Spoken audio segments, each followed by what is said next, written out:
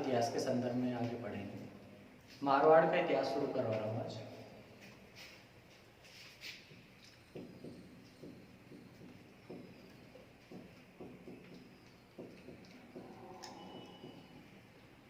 मारवाड़ राजस्थान का पश्चिमी क्षेत्र, मरू प्रदेश या मारवाड़ के नाम से जाना जाता है। जैसा हम राजस्थान में देखते हैं कि ये राजस्थान के दक्षिणी क्षेत्र है। इस क्षेत्र को तो कहा जाता है मेवाड़ या मेरपाट या किबी या सिबी या प्रागवाड़। और इस भूभाग में जिस राजपूत वंश ने शासन किया है, इस वंश को कहा जाता है गोहिल वंश। गोहिल या गहलोत या सिसोदिया वंश, तीनों ही नामों से जानते हैं। इसी प्रकार से राजस्थान का पूर्वी जयपुर और जयपुर के आसपास का क्षेत्र है, इस क्षेत्र को कहा जाता है ढूंढाड़। जयपुर और जयपुर के आसपास का क्षेत्र क्या कहलाता है? ढूंढाड़। और यहाँ पर जिस वंश ने शासन किया, इस वंश को कहा जाता है कछवाह वंश। कछवाह वंश। इसी प्रकार से रणथंबोर है, अपने सांभर है, अजमेर है, रणथंबोर है, बाड़मेर है, जालोर है। इन क्षेत्रों में जिस राजपूत वंश के द्वारा शासन किया गया, इस वंश को कहा जाता है चौहान वंश। इसी प्रकार से राजस्थान का पश्चिमी क्षेत्र, जोधपुर और जोधपुर के आसपास का क्षेत्र है, यहाँ पर जिस राजपूत वंश के द्वारा शासन किया गया है, इस वंश को कहा जाता है राठौड़ वंश। और आज हम इन राठौड़ों के बारे में ही पढ़ेंगे, जिन्होंने राजस्थान के पश्चिमी क्षेत्र में साम्राज्य अपना स्थापित किया था। देखिए, राठौड़ों के बारे में पहली बात तो यह है कि उत्पत्ति को लेकर के मतभेद है। राठौड़ कौन है? राठौड़ों के संदर्भ में पहला मत है कि ये हिरण्यकशिपु नाम के एक राजा हुए हैं, उनके वंशज हैं। हिरण्यकशिपु, जिनको हम हिरण्यकश्यप कहते हैं, प्रहलाद के पिता का नाम था हिरण्यकश्यप, सभी जानते हैं। बाकी जो मानक शब्द है वो हिरण्यकशिपु है। हिंदी में वर्तनी की दृष्टि से पूछ लिया जाए तो हिरण्यकश्यप नहीं, क्या है? हिरण्यकशिपु। कई सारे शब्द है जो अपन वर्तनी की दृष्टि से बोलते कुछ और है और वो मानक रूप उनका कुछ और। 1962 की जो डिक्शनरी थी, जैसे हम के कई बोलते हो, के कई नहीं, वो है शब्द कई के। कौशल्य बोलते हुए कौशल्या। ऋषिकेश बोलते हैं, वो मानक शब्द है ऋषिकेश। ऋषिकेश।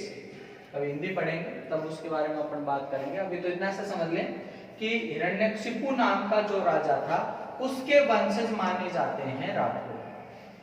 दूसरा मत, दक्षिणी भारत में एक राष्ट्रकूट नाम का वंश रहा है जिसने शासन किया। संभवतः वो राष्ट्रकूट है, उनको ही कहते कहते राठौड़ कहने लगे, तो ये शायद वो है। तीसरा जो महत्वपूर्ण मत है वो है मुहणोत नैणसी का। मुहणोत नैणसी, उन्होंने जो कहा है नैणसी खात में कि ये राठौड़ कौन है, कि 1194 ईस्वी की बात है। 1194 ईस्वी में हुआ था चंदावर का युद्ध, कन्नौज के राजा जयचंद और गौरी के मध्य, जिसमें जयचंद मारा गया था। उसके बाद में उसका जो पोता था जयचंद का, संभवतः वो इस मारवाड़ के क्षेत्र में आकर के बस गया और लगभग 13वीं शताब्दी में यहाँ पर राव सिंहा ने मारवाड़ में राठौड़ वंश की स्थापना की। राव सिंहा जयचंद का पुत्र था, राव सिंहा, जिसने लगभग 13वीं शताब्दी में यहाँ पर राठौड़ वंश की स्थापना की। ये किसने कहा है? मुहणोत नैणसी ने। इनके समर्थन में जोधपुर राज्य की ख्यात है, उसमें भी मिलता है। कर्नल जेम्स टोड ने भी इस बात का समर्थन किया है। तो ये तो बात थी कि राठौड़ कौन थे। अब बात आती है हमारे यहाँ इस वंश को लेकर के आने वाला कौन था। तो पहला व्यक्ति तो था राव सिंहा। राव सिंहा। सिंहा के बाद में प्रमुख अगला शासक है आसनाथ। आसनाथ। आसनाथ के बाद में अगला शासक है राव चूड़ा। चूड़ा के बाद में है, दो हैं इसके, एक का नाम तो है रणमल और दूसरा है कान्हा। रणमल और कान्हा। इसके बाद में, रणमल के बाद में बात करें तो राव जोधा। जोधा के बाद में अगला शासक हुआ है सातरदेव। सातल देव के बाद में जो शासक है सूजा, सूजा के बाद में गांगा, गांगा के बाद में मालदेव, मालदेव के बाद में चंद्रसेन, चंद्रसेन के बाद में उदय सिंह। उनके बारे में अभी आगे पढ़ेंगे, अब इतना ही जान लें कि मारवाड़ में राठौड़ वंश का संस्थापक कौन हुआ था? राव सिंहा। राव सिंहा कौन था? ये कन्नौज के राजा जयचंद का पुत्र था, जिसने 13वीं शताब्दी में मारवाड़ में राठौड़ वंश की स्थापना की। तो यहाँ पर प्रश्न इतना सही पूछा जाता है कि मारवाड़ में राठौड़ वंश का संस्थापक कौन रहा है? राव सिंहा। राव सिंहा के बाद में अगला प्रमुख शासक था आसनाथ। आसनाथ जिसका 1291 ईस्वी की बात है, 1291 ईस्वी में दिल्ली का शासक था जलालुद्दीन खिलजी। दिल्ली में खिलजी वंश का संस्थापक कौन था? जलालुद्दीन खिलजी। जलालुद्दीन खिलजी से युद्ध करता हुआ वीर गति को प्राप्त हो गया था। उसके बाद में अगला प्रमुख शासक आया राव चूड़ा। राव चूड़ा जिसने मांडू के सरदार से मंडोर के क्षेत्र को विजित करके और मंडोर को अपनी राजधानी के रूप में बसाया था। मंडोर प्राचीन काल का रामायण कालीन प्रदेश माना जाता है। जोधपुर बाद में बसा हुआ क्षेत्र, पहले स्थान कौन सा हुआ करता था? मंडोर। यह भी कहा जाता है कि रावण की पत्नी थी मंदोदरी। मंदोदरी मंडोर की ही रहने वाली थी, मतलब रावण की ससुराल कहां पर थी? मंडोर में। और यहाँ पर रावण का चबूतरा भी बना हुआ है। मंडोर में ही 33 करोड़ देवताओं की साल भी है। 33 करोड़ देवताओं की साल कहां पर है? मंडोर जोधपुर में है। मंडोर गार्डन है, गार्डन के बगल में से सड़क जा रही है, उसके जस्ट बगल में ही 33 करोड़ देवताओं की साल है। 10-12 एक मंदिर हैं, उनको ही कहा जाता है 33 करोड़ देवताओं की साल। हिंदू धर्म में क्या है? ये माना जाता है कि 33 करोड़ देवी देवता हुए हैं। कोटि मतलब क्या होता है? करोड़। कोटि मतलब करोड़ भी होता है, और कोटि शब्द का अर्थ होता है भिन्न। मतलब कई बार अपन कहते हैं कोटि कोटि के, मतलब भिन्न भिन्न प्रकार के। तो संभव ये भी है कि 33 प्रकार के देवता हैं हिंदू धर्म में, या फिर कोटि का अर्थ करोड़ भी होता है, मतलब 33 करोड़ देवी देवता हैं।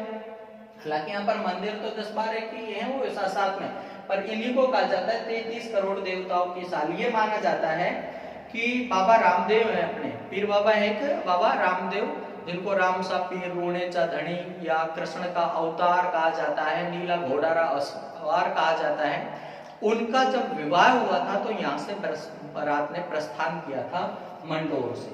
जैसे अपने आजकल जो देखते हैं कि भाई कोई बारात जानी रहती है तो कोई एक स्थान नियत कर दिया जाता है कि यहाँ से बस वहां के लिए प्रस्थान करेगी, तो ऐसे ही यहाँ से बारात थी जो रवाना हुई थी बाबा रामदेव की, और कहा जाता है उसमें 33 करोड़ देवी देवता थे, वो आकर के यहाँ पर शामिल हुए थे, इसीलिए इस जगह को कहा जाता है 33 करोड़ देवताओं की साल।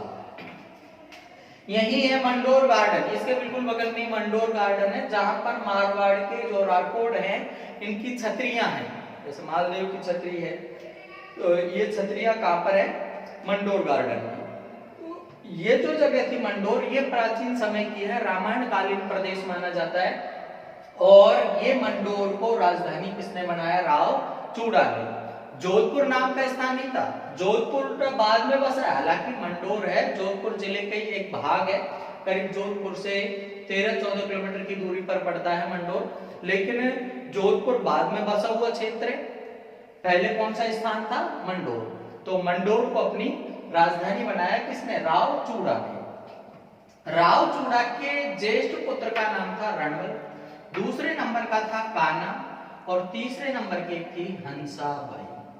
हंसाबाई। 3 राव चूड़ा के 3 चूड़ियां हैं, बड़ा ही बड़ा है रणवल, दूसरा काना, तीसरी है हंसाबाई। राव चूड़ा ने अपने ज्येष्ठ पुत्र रणवल को उत्तराधिकारी नहीं बना करके, एक रानी थी किशोरी देवी, उसके बहकावे में आकर के काना को अपना उत्तराधिकारी घोषित कर दिया। रणवल समझ गया अभी नहीं तो कभी नहीं, जब मैं ज्येष्ठ पुत्र हूं, मुझे अभी आधिपत्य नहीं मिला, साम्राज्य प्राप्ति नहीं हुई, तो भविष्य में कोई अपेक्षा भी नहीं। रणवल की बहन का नाम था हंसाबाई। क्या नाम था? हंसाबाई। रणवल ने क्या किया? रणवल मेवाड़ आ गई। यहाँ मेवाड़ का शासक की बात करें तो जैसे मैंने अभी बताया था कि मेवाड़ में दूसरा राजपूत वंश है जो शासन कर रहा है। वो राजपूत वंश का नाम क्या है? अपने गोहिल, गहलोत या सिसोदिया। और उसमें यहाँ पर कोई शासक है, समय राणा लाखा, लक्ष्य सिंह या राणा लाखा। लाखा का साम्राज्य चल रहा है मेवाड़ में, और लाखा के पुत्र का नाम है कुंवर चूड़ा। कुंवर चूड़ा। मारवाड़ का शासक कौन है? मारवाड़ का शासक है राव चूड़ा। मेवाड़ का शासक है राणा लाखा। चूड़ा ने अपना उत्तराधिकारी ज्येष्ठ पुत्र रणमल को ने घोषित करके किसको घोषित कर दिया था? कान्हा को। कान्हा को घोषित कर दिया।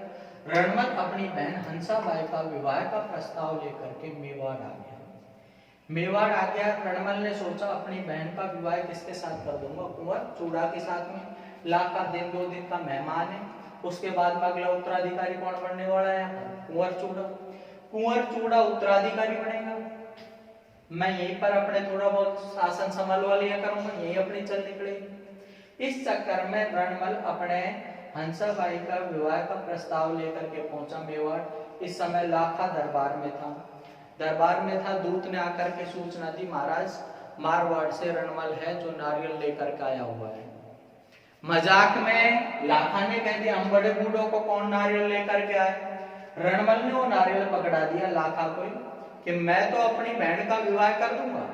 किसके साथ? लाखा के साथ। हालांकि किसके लिए लेकर के आया था नारियल? कुंवर चूड़ा के लिए। लेकिन आपके साथ कर दूंगा, लेकिन मेरी भी एक शर्त है। शर्त क्या है कि हंसाबाई से होने वाले पुत्र को फिर मेवाड़ का उत्तराधिकारी बनाना पड़ेगा। इस बात के लिए लाखा ने मना कर दिया, क्योंकि पहले से ही ज्येष्ठ पुत्र है मेरे कौन? कुंवर चूड़ा, उत्तराधिकारी बनने के लिए। इस बात के लिए मना कर दिया। पर इस बात का पता जब कुंवर चूड़ा को लगा कि मेरी वजह से पिता को आज नीचा झांकना पड़ गया, पिताजी अविवाहित रह जाएंगे मेरी वजह से, तो कुंवर चूड़ा ने रणमल के सामने बात रखी, मैं मेवाड़ का उत्तराधिकारी नहीं बनूंगा। आप हंसाबाई का विवाह किसके साथ करें? लाखा के साथ। रणमल ने फिर दूसरी बात रखी, तुम उत्तराधिकारी नहीं बनोगे, कल तुम्हारी संतति है वो हक मांगेगी, क्योंकि ज्येष्ठ पुत्र तो चूड़ा ही है, तो वो भविष्य में तुम्हारी जो संतति है वो आधिपत्य के लिए कहेगी कि हमारे पिताजी ने अपना अधिकार छोड़ दिया था, हम क्यों छोड़े।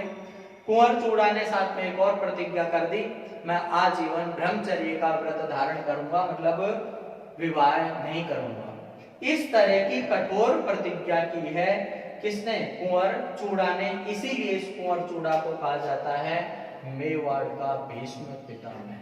मेवाड़ का भीष्म पितामह किसे कहा जाता है? कुंवर चूड़ा को। ऐसी ही भीष्म प्रतिज्ञा की गई है महाभारत में, आपने देखा होगा देवव्रत के द्वारा। एक हस्तिनापुर का नरेश था शांतनु, और शांतनु था, इसकी पहली पत्नी थी गंगा। गंगा से पुत्र हुआ था देवव्रत नाम का। गंगा चली गई थी। शांतनु एक बार अपने साथी के साथ में आखेट करने के लिए गया था, और इसको एक धीवरों की सुंदर कन्या थी सत्यवती। सत्यवती मिली। शांतनु सत्यवती के पिता के पास में पहुंचा, विवाह का प्रस्ताव रखा। शांतनु ने वही प्रश्न रख दिया कि मैं विवाह तो कर दूंगा, लेकिन एक शर्त है, सत्यवती से होने वाले पुत्र को अपना हस्तिनापुर का नरेश बनाएगा। इस बात के लिए शांतनु ने मना कर दिया, क्योंकि शांतनु के पूर्व से ही पुत्र था कौन? देवव्रत। लेकिन शांतनु अपने राजमहलों में दुखी रहने लग गया। इस दुख को देख करके देवव्रत ने एक दिन साथी से इस दुख का कारण पूछा, और देवव्रत सत्यवती के घर पहुंच गया। सत्यवती के घर पहुंच करके वही बात रखी धीवर ने कि मैं विवाह कर दूंगा, लेकिन मेरी एक शर्त है कि सत्यवती से होने वाले पुत्र को उत्तराधिकारी बनना पड़ेगा। देवव्रत ने कह दिया मैं उत्तराधिकारी नहीं बनूंगा। दूसरी बात क्या देवर ने रखी कि आप उत्तराधिकारी नहीं बनोगे, आपके जो वंशज रहेंगे वो हक मांगेंगे। तो देवव्रत ने एक दूसरी और प्रतिज्ञा की, आजीवन ब्रह्मचर्य का व्रत धारण करूंगा, मतलब अविवाहित ही रहूंगा। इसी कारण से इस देवव्रत को कहा जाता है भीष्म पितामह। भीष्म पितामह। ये भीष्म पितामह कोई नाम नहीं है, अर्जुन आदि के दादाजी लगते थे, इसलिए इनको कहा जाता है पितामह। भीष्म का मतलब होता है कठोर। ऐसी कठोर प्रतिज्ञा की थी किसने? देवव्रत ने, इसलिए इनको क्या कहा गया? भीष्म पितामह। और ऐसी ही कठोर प्रतिज्ञा की गई है मेवाड़ के कुंवर चूड़ा के द्वारा, इसलिए इसको कहा जाता है मेवाड़ का भीष्म पितामह। पुनः बता रहा हूं, राव चूड़ा ये तो है मारवाड़ का। कहां का ये? मारवाड़ का। ये राठौड़ है, ये नाम का आगे क्या लगाते हैं? राव। इधर यहाँ पर ये जो मेवाड़ के हैं, ये सिसोदिया हैं, ये अपने नाम के आगे लगाते हैं राणा। यहाँ भी कोई चूड़ा है, यहाँ भी कोई चूड़ा है, ये लाख का चूड़ा है। ये जो चूड़ा है किसका है? राणा लाखा का। ये कुंवर चूड़ा है, और कुंवर कुंवर ही रहा, अविवाहित ही रहा बेचारा। तो कुल मिलाकर के इस शब्द के ऊपर हंसाबाई का विवाह किससे हो रहा है? राणा लाखा से। राणा लाखा के साथ में विवाह हो गया है। अभी हम बात कर रहे हैं मारवाड़ की कि राव चूड़ा था। राव चूड़ा के ज्येष्ठ पुत्र का नाम था रणमल, लेकिन रणमल को उत्तराधिकारी न बनाकर किसको बना दिया था? कान्हा को। कान्हा को उत्तराधिकारी बना दिया। इन परिस्थितियों में रणमल ने अपनी बहन हंसाबाई का विवाह का प्रस्ताव लेकर के मेवाड़ आया, और मेवाड़ में लाया तो किसके लिए था? चूड़ा के लिए। लेकिन चूड़ा की जगह पहले संभाल लिया नारियों को किसने? लाखा ने। कुल मिलाकर के हंसाबाई का विवाह किससे हो गया है? लाखा के साथ में। और हंसाबाई से जो पुत्र हुआ था उसका नाम था मोकल। तो अभी हम बात करें तो मारवाड़ में तो शासक है कौन? कान्हा।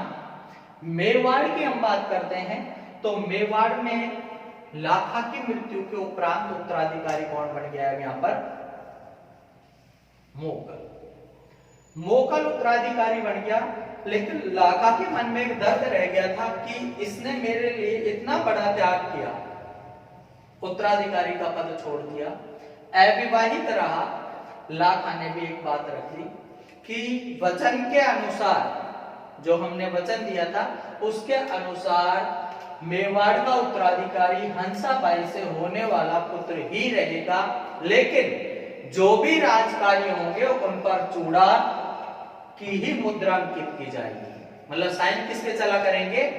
कुंवर चूड़ा के।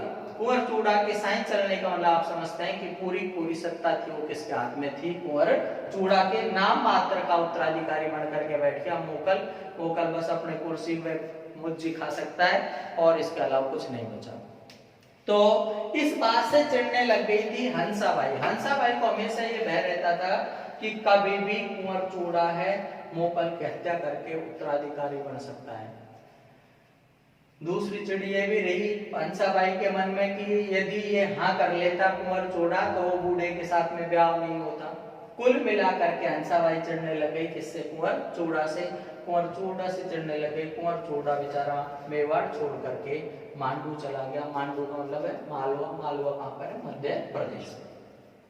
अब बात आती है यहाँ पर मेवाड़ में मोकल का शासन चल रहा है, लेकिन मोकल अल्पायु में ही है, छोटी उम्र में है। जैसा अपन देख रहे हैं मोकल संतान होता कुंवर चूड़ा की, ये तो दुर्भाग्य की बात है जो इलाका का पुत्र है। तो इन परिस्थितियों में हंसाबाई ने बुला लिया किसको? रणमल को। रणमल को मेवाड़ का साम्राज्य संभालने के लिए बुला लिया। इधर रणमल आ गया है मोकल के साम्राज्य को संभालने के लिए। मेवाड़ का शासक है कौन? अब मोकल। और मोकल के राज्य को कौन संभाल रहा है इस समय? रणमल। रणमल राज्य को संभाल रहा है। यहाँ पर घटना घटी 1426 ईस्वी की बात है। मारवाड़ में कान्हा शासन कर रहा था। कान्हा की सोलंकियों के द्वारा हत्या कर दी गई। उन परिस्थितियों में रणमल था। रणमल मोकल की सेना लेकर के गया 1426 में और मारवाड़ के ऊपर आक्रमण कर दिया। इस तरह से अब मेवाड़ और मारवाड़ दोनों राज्यों को कौन संभालने लग गया था? रणमल। हालांकि मेवाड़ का उत्तराधिकारी मोकल है और मोकल की सेना से ही मारवाड़ के क्षेत्र को आज विजित किया गया है। तो साम्राज्य तो मोकल का ही रहेगा, लेकिन साम्राज्य को संभाल कौन रहा था पूरी तरह से? रणमल। पर यह बात तब तक बनी रही जब तक मोकल उत्तराधिकारी था। मोकल के साम्राज्य की हम बात करें तो मोकल का राज 1421 से लेकर के 1433 ईस्वी तक मेवाड़ में शासन रहा। 1433 ईस्वी में मोकल की हत्या कर दी गई थी चाचा मेरा और महपा पंवार के द्वारा। ये अपन ने मेवाड़ के इतिहास में पढ़ लिया था। जो नहीं देख पाए हैं वो मेवाड़ का इतिहास एक बार देख लें, क्योंकि कुछ जो पुरानी वीडियो हैं उस समय सही ढंग से जो नहीं बन पाई थी अभाव में, तो उनमें से कुछ वीडियो को अपन डिलीट भी कर देंगे। तो इसलिए जो भी संभव हो आप पुरानी सभी वीडियो का एक बार सिंहावलोकन कर लें, क्योंकि संभव है कि पुरानी वीडियो डिलीट कर दी जाएंगी और जो नई वीडियो रिलीज हो रही है इनको जारी रखा जाएगा। तो बात ये कह रहा था कि मोकल था, मोकल का समय रहा है 1421 से लेकर के 1433। 1433 में मोकल की हत्या कर दी गई थी। इसका चाचा था चाचा मेरा और महपा पंवार के द्वारा। उन परिस्थितियों में मोकल की मृत्यु के उपरांत मोकल का पुत्र उत्तराधिकारी बन गया यहाँ पर कुंभा। मेवाड़ का शासक कौन बन गया था? कुंभा। 1433 से लेकर के 1468 ईस्वी तक का शासन मेवाड़ में किसका रहा है? राणा कुंभा का। रणमल की तब तक बनी रही जब तक यहाँ पर मेवाड़ में शासन मोकल का था। कुंभा ने इसको बर्दाश्त नहीं किया, क्योंकि ये अपनी राजनीति करता था। मारवाड़ के जो राठौड़ थे, ये कहाँ का है? मूलतः मारवाड़ का है। तो यहाँ की जो मारवाड़ के राठौड़ थे उनको बुला बुला करके मेवाड़ के उच्च पदों पर आसीन करता। इस बात से नाराज चल रहे थे मेवाड़ के सिसोदिया सरदार। एक और बड़ी घटना हो गई कि रणमल के द्वारा कुंभा का एक विश्वसनीय सरदार था राघव देव। क्या नाम था? राघव देव था। उस राघव देव की षड्यंत्र रच करके 1437 ईस्वी में रणमल ने हत्या करवा दी। किसके समय? कुंभा के समय। कुंभा को ये बात बर्दाश्त नहीं हुई। कुंभा ने भी क्या किया? 1438 ईस्वी की बात है। रणमल की एक प्रेमिका थी जिसका नाम था भारमली। भारमली के माध्यम से इसको जबरदस्त शराब पिलवाई और शराब के नशे में जब ये धुत हो गया, उस स्थिति में रणमल को गला घोट करके इसी के पगड़ी से और इसकी हत्या करवा दी गई। कब? 1438 में। रणमल की 1438 ईस्वी में हत्या हो गई। यहाँ पर किसने करवाई हत्या? कुंभा ने। किसके सहयोग से? भारमली, इसी की प्रेमिका थी रणमल की, जिसके माध्यम से कुंभा ने रणमल की हत्या करवा दी। जब रणमल की हत्या करवा दी, उन परिस्थितियों में जाकर के कुंभा ने जब हत्या करवाई तो यहाँ पर रणमल के पुत्र का नाम था जोधा। रणमल की एक रानी थी काड़मदे, जिसने काड़मदेसर नाम की बावड़ी का निर्माण करवाया था बीकानेर में। काड़मदेसर कहाँ पड़ता है? बीकानेर में। ध्यान रखना है पर चौकीला नस्ल की जो भेड़ है उनका प्रजनन अनुसंधान केंद्र भी है। ये जो चौकीला नस्ल होती है भेड़ों की, अपने राजस्थान में नहीं भारत में सर्वश्रेष्ठ नस्ल मानी जाती है। कौन सी? चौकीला नस्ल की भेड़। चौकीला, इसको चौकीला, छापर, शेखावाटी या भारतीय मेरिनो के नाम से जाना जाता है। मतलब सबसे अच्छी नस्ल कौन सी है भेड़ों की? चौकीला है। चौकीला से वैसे याद रख लेना, सबसे चोखी ऊन कौन सी की है? चौकीला की। और इसका प्रजनन केंद्र कहाँ है? काड़मदेसर, बीकानेर। और काड़मदे ने ये जगह बसाई थी काड़मदेसर नाम की। तो काड़मदे के पुत्र का नाम था जोधा। जब रणमल की मेवाड़ में हत्या कर दी गई तो जोधा को इस बात का ज्ञान नहीं था। जोधा को जो नगारची थे, भाट चारण बैठे हुए थे द्वार पर, उन्होंने इशारों में समझाया कि जोधा भाजो जाए तो भाज, रणमल मारो जाए। कि जोधा भाग सकता है तो भाग ले, रणमल है वो मारा जा रहा है। जोधा यहाँ से अपने भाग लिया। भाग करके कहा गया? ये मारवाड़ के क्षेत्र में आ गया। मारवाड़ के क्षेत्र में आ गया। रणमल ने मेवाड़ की खानी खराब कर दी थी।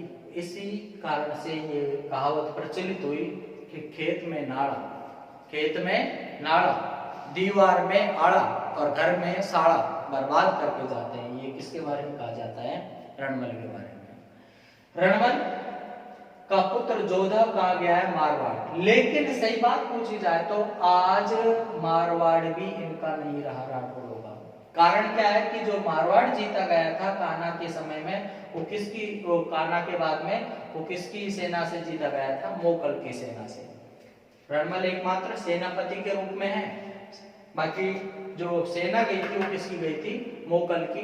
तो ये समस्या पैदा हो गई जोधा के साथ में कि न मेरा मेवाड़ में अस्तित्व रहा न मारवाड़ में रहा।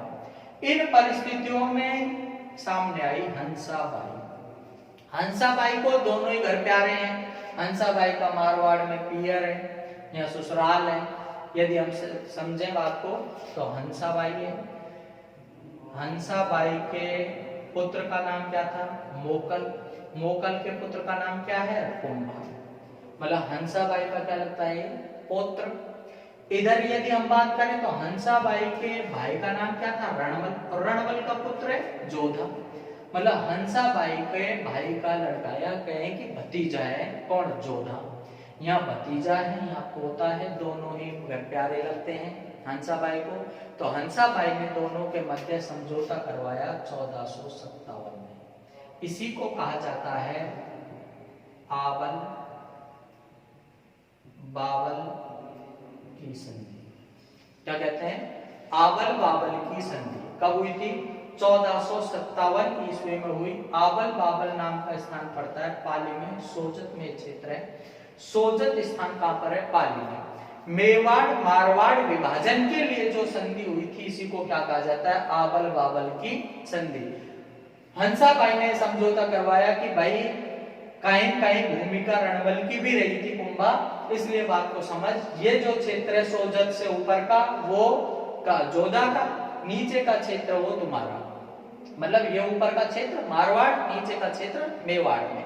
तो सोजत से ऊपर का जो क्षेत्र वो किसको दे दिया गया है? जोधा को। नीचे का क्षेत्र किसका है? कुंभा का। ये समझौता कब हुआ है?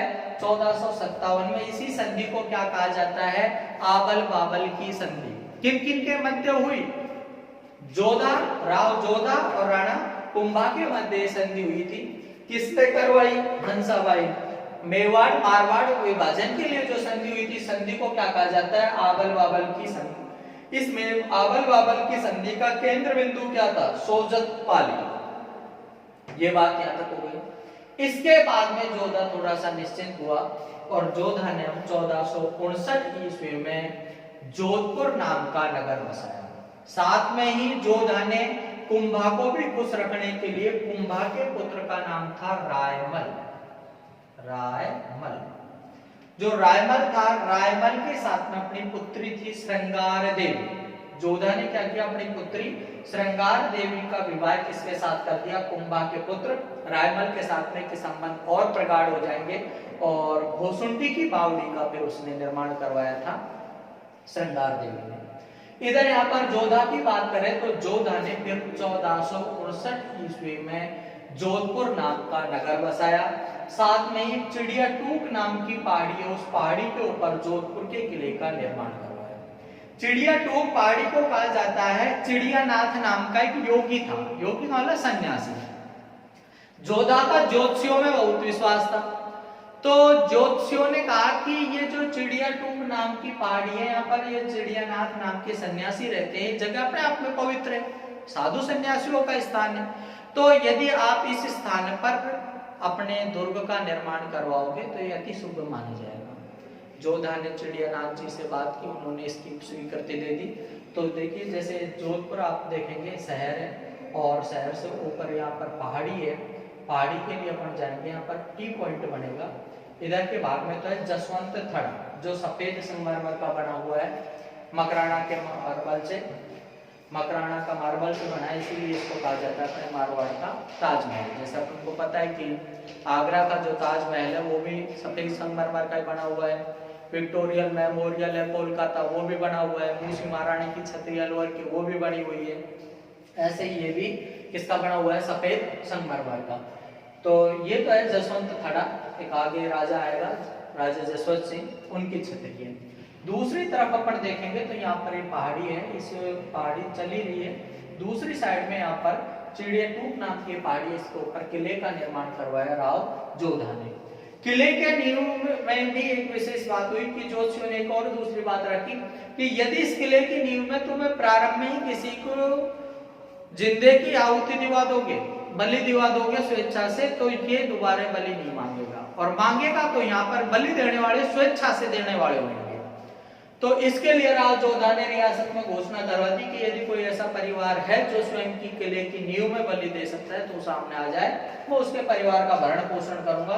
तो इसके लिए आदमी व्यक्ति जो था वो था राजिया भामी, राजिया भामी नाम का था, जो सामने आया। तो इस किले की नींव में अपने 5 व्यक्ति मिलकर के जब कोई मकान बनता है तो पहला पत्थर रखा जाता है, 5 आदमी मिलकर के रखते हैं। यहाँ पर पत्थर की जगह किसको रखा गया था? राजिया भामी को। और इसीलिए इस दुर्ग को कहा जाता है मेहरानगढ़। क्या कहते हैं इसको? मेहरानगढ़। मेहरानगढ़ उन दुर्गों को कहा जाता है जो नर बलि से निर्मित होते हैं। तो ये किसकी बलि दी गई थी इसमें? राजिया भामी की। इस किले की नींव रखने वाली थी करणी माता, देशनोक बीकानेर में जिनका मंदिर है, उन्होंने इनके समकालीन मानी जाती है और उन्होंने ही इस किले की नींव रखी थी। तो इस किले को एक तो कहा जाता है मेहरानगढ़, एक इसको कहते हैं मयूर ध्वज। इसकी आगे से आकृति है जो मोर की जैसी, इसलिए क्या कहते हैं इसको? मयूर ध्वज। इसी को कहा जाता है गढ़ चिंतामणि। गढ़ है, इसने चिंताओं का हरण कर लिया था। किसकी चिंताओं का? राव जोधा की, इसलिए इसको कहा गया गढ़ चिंतामणि। इसी को कहा जाता है जबरोगढ़। क्या कहते हैं? जबरो। जबरो मतलब विशाल। 14वीं 15वीं शताब्दी में जो दुर्गों का निर्माण हुआ था उनमें सबसे विशाल दुर्ग था, इस कारण इस दुर्ग को क्या कहा गया? जबरोगढ़। तो पुनः बता रहा हूं, 1459 ईस्वी में राव जोधा ने जोधपुर नाम का नगर बसाया।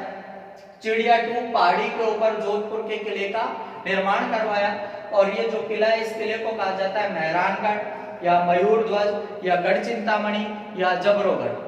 ये जो दुर्ग को आप देखेंगे तो इस किले का जो प्रवेश द्वार है, इस प्रवेश द्वार का निर्माण तो करवाया था जोधपुर का एक राजा हुआ है मानसिंह, उसने करवाया। किले के अंदर चलेंगे उससे पहले की साइड में यहाँ पर एक बाग आएगा जिसे कहा जाता है चौकेलाओ बाग। किले में ऊपर के भाग में चढ़ेंगे तो यहाँ पर फूल महल, फतेह महल, श्रृंगार चौकी। श्रृंगार चौकी वो स्थान है जहां पर जोधपुर के राजाओं का राज तिलक किया जाता। उस जगह को क्या कहा जाता है? श्रृंगार चौकी। एक और ध्यान रखना, एक है श्रृंगार चौरी। श्रृंगार चौरी ये स्थान है चित्तौड़गढ़ के किले में। श्रृंगार चौकी तो कहाँ है? जोधपुर के किले में। श्रृंगार चौरी कहाँ है? इसको श्रृंगार चौरी है, ये है चित्तौड़गढ़ के किले में। इसके बारे में 2 बातें हैं कि एक तो ये माना जाता है कुंभा की पुत्री थी रमाबाई, या तो वो यहाँ पर श्रृंगार करती थी। श्रृंगार का मतलब ब्यूटी पार्लर, ठीक है। या फिर यहाँ पर इसकी चौरी धरी गई थी। कुंभा की पुत्री रमाबाई का जब विवाह होता है तो उस समय चौरियां धरी जाती है, तो संभवतः वहां पर चौरी रखी गई, इसलिए उस जगह को क्या कहा जाता है? श्रृंगार चौरी। पर यह स्थान कहां पर है? चित्तौड़गढ़ के किले में। मैं बात कर रहा हूं बाकी जोधपुर के किले की। जोधपुर के किले में कौन सी जगह है? श्रृंगार चौकी। श्रृंगार चौकी क्या है? यहाँ पर बैठा करके जोधपुर के राजाओं का राज तिलक किया जाता है। इस जगह को क्या कहा जाता है? श्रृंगार चौकी। किले में और आगे चलेंगे अपन तो यहीं पर किले के अंदर एक है पुस्तक प्रकाश। पुस्तक प्रकाश ये संग्रहालय है पुस्तक प्रकाश नाम का। इसकी स्थापना भी जोधपुर के राजा मानसिंह के द्वारा ही करवाई गई थी। ध्यान रखना, अपने 4-5 प्रमुख संग्रहालय हैं। एक तो सबसे प्रसिद्ध है पोथी खाना जयपुर। पोथी खाना कहाँ है? जयपुर में। पुस्तक प्रकाश जोधपुर। जैन भंडार जैसलमेर। सरस्वती भंडार उदयपुर। ठीक है, तो पुस्तक प्रकाश कहां पर है? जोधपुर में। जोधपुर में भी कहा है? जोधपुर के किले में है। फिर किले में पीछे के भाग में जाएंगे तो पीछे के भाग में यहाँ पर तोपें रखी हुई है, किलकिला, शंभू बाण, गजनी खां। और पीछे को जाएंगे तो यहाँ ढलान से में अपने माता का मंदिर है। और यहाँ जो माता का मंदिर है चामुंडा माता का, ये 2008 की बात है, आरपी में भी आया था उस समय। 2008 में नवरात्रों के समय यहाँ पर भगदड़ मच गई थी, क्योंकि ढलान का रास्ता आ जाता है। जैसे पहाड़ी है, अभी पहाड़ी पर एक किला बना हुआ, अब यहाँ पीछे को ढलान भी बनेगा, तो यहाँ ढलान से में जाकर के रैंप का सा रास्ता हो जाता है। तो यहाँ पर एक दूसरे के ऊपर जाते थे यात्री थे, भक्तजन वो गिरते चले गए, सैकड़ों जो लोग थे उस समय मर गए थे। इसके लिए चोपड़ा कमेटी का गठन हुआ था, तो वो भी यहीं पर है। और 1857 की क्रांति के समय की बात है। उस समय क्या है कि इसका जो बारूद खाना था उसमें आकाशीय बिजली गिरने के कारण से इसका कुछ भाग ध्वस्त हो गया था। तब तत्कालीन जोधपुर के राजा थे तख्त सिंह, महाराजा तख्त सिंह ने उस किले की मरम्मत का काम करवाया। तो ये जोधपुर का किला भी हो गया। अब बात ये है इतनी सी कि राव जोधा ने जोधपुर नाम का नगर बसाया।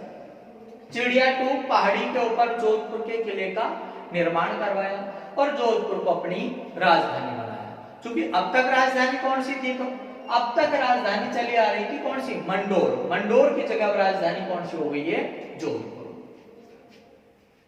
जोधपुर राजधानी हो गई है। राव जोधा के पुत्र का नाम था बीका, जिसने बीकानेर नाम का नगर बसाया, जिसकी चर्चा हम बीकानेर के इतिहास पढ़ेंगे उसमें करेंगे। दूसरा एक पुत्र है सातल देव। सातल देव है, ये सातल देव शासक बना 1489 में। 89 से लेकर के 1492 ईस्वी तक का शासन रहा है किसका, सातल देव का। सातल देव के समय की प्रमुख घटना है कि 1492 ईस्वी की, और ये बात है चैत्र कृष्ण अष्टमी की। चैत्र कृष्ण अष्टमी जैसा हम पढ़ रहे हैं, मारवाड़ का क्षेत्र है, एक अजमेर का क्षेत्र है। अजमेर का एक सूबेदार था मल्लू खां। मल्लू खां, मल्लू खां के सेनापति का नाम था घुड़ले खां। घुड़ले खां। जोधपुर का शासक था सातल देव। मल्लू खां का सेनापति घुड़ले खां अभियान से लौट करके आ रहे थे, तो पीपाड़ नाम का स्थान पड़ता है मारवाड़ में, पीपाड़। यहाँ पर जोधपुर की राजकुमारियां थी, वो पानी भरने के लिए आई हुई थी। पानी भरने के लिए आई हुई थी, उनको घुड़ले खां था, घुड़ले खां ने क्या किया, उनका अपहरण कर लिया। घुड़ले खां ने अपहरण कर लिया। इस बात का पता जब सातल देव को लगा, सातल देव ने का पीछा किया, घुड़ले खां को जगह जगह से छिद्रित कर दिया और मार गिराया। ये घटनाक्रम कब का है, चैत्र कृष्ण अष्टमी। यदि हमारे समझ आती है बात, तो इस दिन अपने मनाया जाता है शीतला अष्टमी का त्योहार। पूर्वी राजस्थान में कौन सा त्योहार बनता है इस दिन, शीतला अष्टमी का। तो चैत्र कृष्ण अष्टमी के दिन घुड़ले खां की मृत्यु हो गई। चूंकि युद्ध में सातल देव भी घायल हो गया था, घायल हो गया, और चैत्र कृष्ण अष्टमी को तो घुड़ले खां मर गया, और चैत्र शुक्ल तृतीया, तृतीया के दिन सातल देव भी मर गया। इसी कारण से ही चैत्र शुक्ल तृतीया को होता है गणगौर का त्योहार। अष्टमी को तो क्या होता है, शीतलाष्टमी, और शुक्ल तृतीया को क्या होता है, गणगौर का त्योहार। चैत्र शुक्ल तृतीया के दिन मतलब से गणगौर के दिन सातल देव की मृत्यु हो गई, जोधपुर के राजा की मृत्यु हो गई। इस कारण से जोधपुर में गणगौर नहीं मनाई जाती है। जोधपुर में गणगौर नहीं मनाई जाती है, ध्यान रखना। जोधपुर में भी गणगौर नहीं मनती है, गणगौर बूंदी में भी नहीं मनती है। बूंदी का भी एक किस्सा है कि बहादुर सिंह था वहां का राजा, उसका भाई था, वो गणगौर बहवाने के लिए गया था, नाव में बैठा था, छुल छुल करते हुए कहीं गिर गया, नाव में डूब गया पानी में, तो वहां भी नहीं मनती है। जैसलमेर में तीज को नमन करके चौथ को मनती है, वहां का भी एक घटनाक्रम है ऐसे। तो यहाँ पर चैत्र शुक्ल तृतीया को सातल देव की मृत्यु हो गई, तो यहाँ पर एक दूसरा त्योहार मनता है फिर चैत्र कृष्ण अष्टमी से चैत्र शुक्ल तृतीया तक मारवाड़ के क्षेत्र में यहाँ पर मनता है घुड़ले का त्योहार। कौन सा त्योहार, घुड़ले का त्योहार। घुड़ले का त्योहार मनाया जाता है, और इसी समय यहाँ पर घुड़ला नृत्य भी किया जाता है। घुड़ला नृत्य क्या होता है, छिद्रित मटके में दीपक रख करके, छिद्रित मटके में दीपक करके स्त्रियां नृत्य करती हैं, इसी को क्या कहा जाता है, घुड़ला नृत्य। सातल देव हुआ, सातल देव के बाद में सूजा हुआ, सूजा के बाद में हुआ फिर गांगा। गंगा गंगा की प्रमुख बात है तो 1427 ईस्वी, सॉरी 1527 ईस्वी की 17 मार्च 1527 में खानवा का युद्ध हुआ था। हम सभी जानते हैं खानवा का युद्ध हुआ था। उस समय मेवाड़ का शासक तो था राणा सांगा और दिल्ली का शासक था इस समय बाबर। मेवाड़ का शासक था कोई राणा सांगा और दिल्ली का शासक कौन था, बाबर के मध्य हुआ था। इस युद्ध में सांगा ने सभी को पाती पर्वन भिजवाए थे। पाती पर्वन का मतलब युद्ध के लिए निमंत्रण भिजवाए थे। तो बहुत सारे राजा इसमें युद्ध में शामिल हुए थे। एकमात्र अफगानी था जिसने राणा सांगा का साथ दिया, वो था हसन खां मेवाती अलवर से। बाकी जैसे आमेर से बात करें पृथ्वीराज कछुआ था, बीकानेर से अपने राव जयसिंह था जिसने अपने पुत्र कल्याणमल को भेजा। जोधपुर की बात करें तो जोधपुर का था गांगा। जोधपुर का शासक कौन था, गांगा। पर गांगा ने अपने पुत्र को सेना देकर के भेजा, किसको, मालदेव को। 4000 की सेना देकर के भेजा था। आरएसपी 2007 में भी प्रश्न पूछा हुआ है कि मारवाड़ के कौन से शासक ने खानवा के मैदान में राणा सांगा की सहायता की। तो शासक की बात करें तो शासक तो वही गांगा ही था। हालांकि सेनापति कौन बन करके गया था, मालदेव।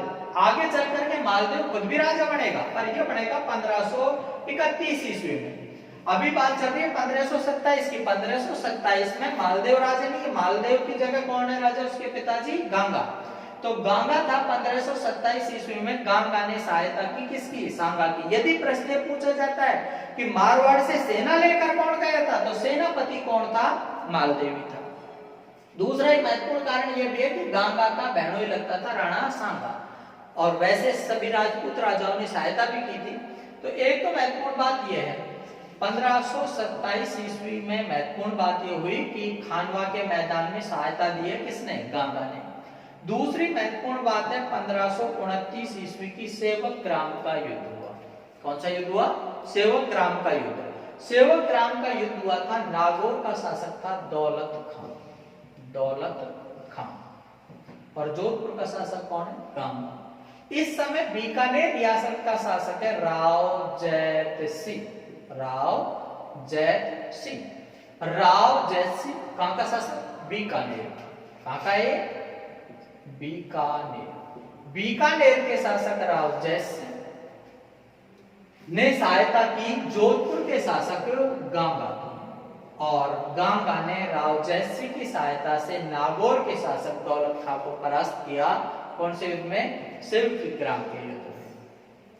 1531 ईस्वी की प्रमुख घटना है। 1531 ईस्वी में मालदेव था। मालदेव का गांगा की हम बात करें कि गांगा क्या है, नशे का आदी था, अफीम का शौकीन था। और कहा जाता है कि गांगा महल के झरोखे में बैठा हुआ था और मालदेव आया। मालदेव ने अपने पिता के चरण स्पर्श के बहाने पैर पकड़ करके पटक दिया, गांगा की मृत्यु हो गई। तो नया शासक गांगा की जगह कौन बन गया है, मालदेव। 1531 से लेकर के 1562 ईस्वी तक का शासन किसका रहा है, मालदेव। इसीलिए मालदेव को कहा जाता है पितृहंता। मारवाड़ का पितृहंता राजा कौन हुआ था, मालदेव, जो पिता को मार करके और जब गद्दी पर बैठा, इसी को कहा जाता है राजस्थान का हसमत वाला राजा। इसका शासन 31 से लेकर के 62, ऐसे याद रख लेना, 31 दूनी 62। इससे एक दूसरी बात ये भी याद रह जाएगी 31 से 62 से कि ये हमारे राजस्थान का क्षेत्रफल की दृष्टि से सबसे बड़ा वन्य जीव अभयारण्य भी है। कौन सा, राष्ट्रीय मरुद्यान। राष्ट्रीय मरुद्यान कहाँ है, जैसलमेर बाड़मेर में। उसका क्षेत्रफल कितना है, 3162, 3162 वर्ग किलोमीटर में फैला हुआ है राष्ट्रीय मरुद्यान, जो राजस्थान का क्षेत्रफल की दृष्टि से सबसे बड़ा वन्य जीव अभयारण्य है। और मालदेव का समय भी कितना रहा है, 31 से लेकर के 62 तक। मालदेव के बारे में अपन पुनः पढ़ेंगे। धन्यवाद आप सभी को, और अपार प्रसन्नता हुई है जान करके कि आप लोगों ने बढ़ चढ़ करके उत्साहवर्धन किया, इतने सारे सब्सक्राइब करा दिए। और नहीं थी इच्छा कि भाई ऐसा जरूरत हमको पड़े, लेकिन आपने कराया, उसके लिए आप बहुत बहुत धन्यवाद के पात्र हैं। जय हिंद।